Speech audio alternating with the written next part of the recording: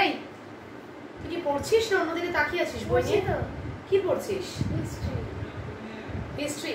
কোন চ্যাপ্টারটা? বইটা দেখে কিছু আমি যেটা দিয়েছিলাম সেটা যেন ঠিক করে হয়, ঠিক আছে? ফাঁকিবাজ যদি করিস আর আগের দিনের মতো যদি আনসার বলতে গিয়ে যদি ভুল করেছিস তাহলে দেখিস আমি কি করি। আর শোন, আমার একটু ইম্পর্টেন্ট কাজ আছে, ঠিক আছে? তোর মতো তো সারাদিন বসে থাকলে আমার হবে না, আমাকে তো কাজ করতে হবে।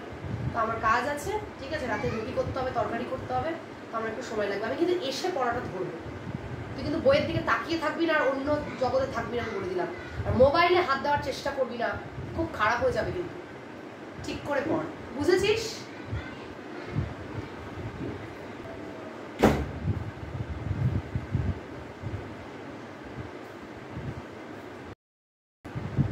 অনেকক্ষণ তুই পড়লাম আর অল্প বাকি আছে। কি আছে রে, ফোন দেখে নিলাম তো, এখন আসতে দেরি আছে।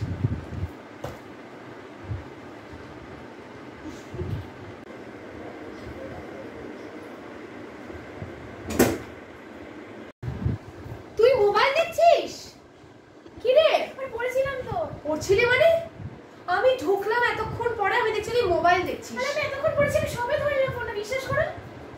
আমি তো জানতাম আমি না থাকলে তুই মোবাইল দেখবি। আর আমি এতক্ষণ সত্যি পড়েছি, অনেকক্ষণ মুখস্থ করেছি। ও, আর আমি ঢুকলাম তখন আমি তোকে মোবাইল নিয়ে দেখলাম, মানে আমি জানতাম যে তুই এখন মোবাইল দেখবি। কি সুন্দর!